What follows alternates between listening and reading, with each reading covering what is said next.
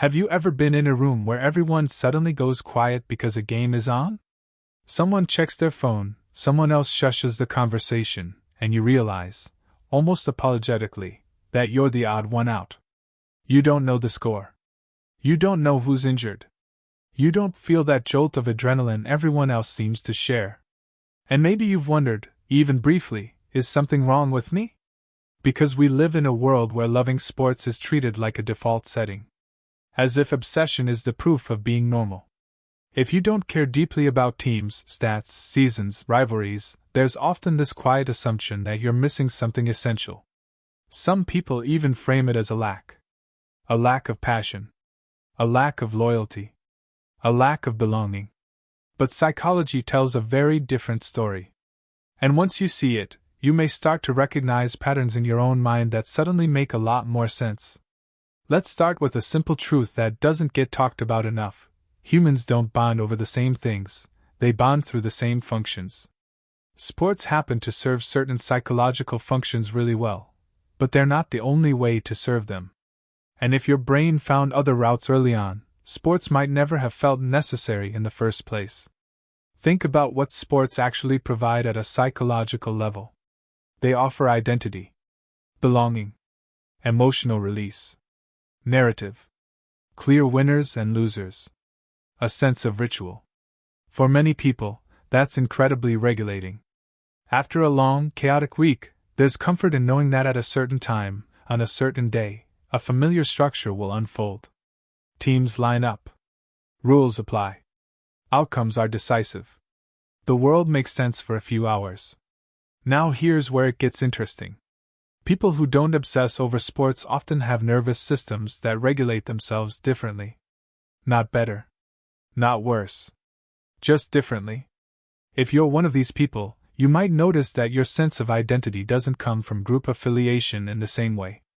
You don't need to merge with a team to feel grounded. Your me-ness isn't threatened if you're not aligned with a tribe wearing the same colors. Psychologically, this often points to a more internally anchored sense of self. You define yourself through values, ideas, interests, or personal meaning rather than shared external symbols. That doesn't mean you dislike connection. It means your brain prefers depth over synchronization. You're more likely to bond one-on-one than in a stadium of strangers chanting the same phrase. Group emotional contagion, the thing that makes crowds feel electric, can actually feel overwhelming or unnecessary to you. Your nervous system isn't seeking amplification. It's seeking coherence. Another pattern that shows up often is how you process emotion. Sports are emotional by design. They compress anticipation, hope, disappointment, and triumph into neat, dramatic arcs. For people who struggle to access or release emotion in daily life, that's incredibly useful. It's socially sanctioned emotion. You're allowed to yell, cry, jump, despair. No one questions it. But if you don't obsess over sports, there's a good chance you already have other ways to process emotion. You might do it through reflection, creativity, humor, conversation, or even silence. You don't need a game to give you permission to feel. In fact, highly emotional environments might feel artificial to you, like emotions on fast forward. Your feelings tend to unfold slowly, privately, with context attached. This is why many non-sports obsessed people describe sports culture as loud or repetitive, rather than exciting. It's not that you don't understand the rules. It's that your brain doesn't experience reward from the repetition. You don't get the dopamine hit from watching familiar patterns replayed with slightly different variables. Your curiosity is oriented elsewhere. And that brings us to another big psychological factor: novelty preference. Some brains are wired to find comfort in repetition. Others crave conceptual novelty. If you're in the second group, you're more likely to become absorbed in ideas, systems, stories, or creative exploration. You'd rather analyze why something works than watch it happen again. The meta-level interests you more than the surface action. Sports, by design, are experiential rather than exploratory. The rules are fixed. The goal is known. The excitement comes from unpredictability within boundaries. If your mind is drawn to open-ended questions, ambiguous outcomes, or evolving narratives, sports can feel oddly static, even when they're dramatic. There's also something subtle happening with time orientation. Sports fandom is deeply rooted in cyclical time. Seasons repeat. Rivalries persist across decades. History is constantly referenced. For some people, this continuity is grounding. It creates a sense of legacy and belonging across generations. But people who don't obsess over sports often have a more present or future-oriented psychological style. You're less attached to historical loyalty and more interested in what's emerging now. You don't feel obligated to care about something just because you always have. Your brain updates its interests based on relevance, not tradition. This can sometimes make you feel out of sync socially, especially in cultures where sports act as conversational glue. Small talk defaults to scores and games because it's safe, predictable, low risk. When you don't share that language, interactions can feel slightly misaligned, like you're always translating. And here's the important part: that translation costs energy. Many people who don't care about sports aren't indifferent. They're quietly managing social expectations. Nodding along. Smiling. Offering neutral responses. Not because they're antisocial, but because they're selective with their attention. Your brain is efficient. It doesn't want to invest emotional bandwidth in things that don't resonate. Psychologically, this often correlates with higher sensitivity to cognitive load.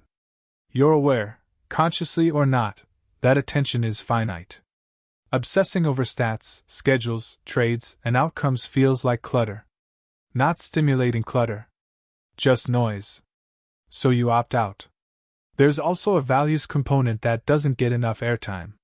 Sports culture often emphasizes competition, dominance, and zero-sum outcomes. One side wins, the other loses. For some people, that's exhilarating. For others, especially those who prioritize cooperation, nuance, or ethical consistency, it can feel hollow. Not immoral. Just emotionally thin. You might notice that you enjoy competition when it's tied to growth or mastery, but not when it's tribal. You don't need an opponent to fail in order for something to matter. Your satisfaction comes from understanding, creating, or improving, not defeating. This is why many people who don't obsess over sports are deeply invested in things that look boring from the outside. Reading. Building. Writing. Learning. Problem solving. These activities offer long-term dopamine rather than spikes. Slow reward. Deep satisfaction. They don't light up a stadium, but they build something inside you. And no, that doesn't make you superior. It makes you differently motivated. From a developmental perspective, this pattern often starts early. Children who didn't bond through team sports often found meaning through solitary play, imagination, or small group connection. They learn how to entertain themselves without external spectacle. That skill doesn't disappear, it evolves. As an adult, you're less drawn to mass enthusiasm because your brain learned to self-generate interest. There's also a strong link to how you relate to identity itself. Sports fandom encourages fusion, we won, we lost. People who don't engage this way often have a clearer boundary between self and symbol. You can enjoy something without becoming it. Psychologically, that's a form of autonomy. You don't outsource your emotional state to an external outcome you can't control. That autonomy is often mistaken for detachment. But it's not that you don't care. It's that you care selectively. If anything, people who don't obsess over sports tend to care very deeply about fewer things. Your attention is precious. You guard it. You invest it where it feels meaningful. And when you do commit, it's usually with thoughtfulness rather than impulse. So if you've ever felt out of place for not caring about sports, here's the reframe. Your brain isn't missing a module. It just optimized for different rewards. You regulate emotion internally. You build identity through ideas and values. You prefer depth to spectacle, coherence to chaos, meaning to momentum. And in a world that's constantly trying to hijack attention, that's not a weakness. That's discernment. The key isn't to force yourself to care about what everyone else cares about. It's to understand why you care about what you do. Once you see that clearly, the discomfort fades. You stop feeling like an outsider and start recognizing that human psychology was never meant to be one size fits all. So maybe next time the room goes quiet for a game, you won't feel awkward. You'll just notice the pattern. And you'll know that while some people are bonding through a scoreboard, you're wired to connect through something else entirely. If this felt familiar, sit with it for a moment. Notice where your attention naturally goes when no one's directing it. That's not random. That's your psychology telling you who you are. And if you want to keep exploring these quiet, often misunderstood patterns of the mind, you already know where to be.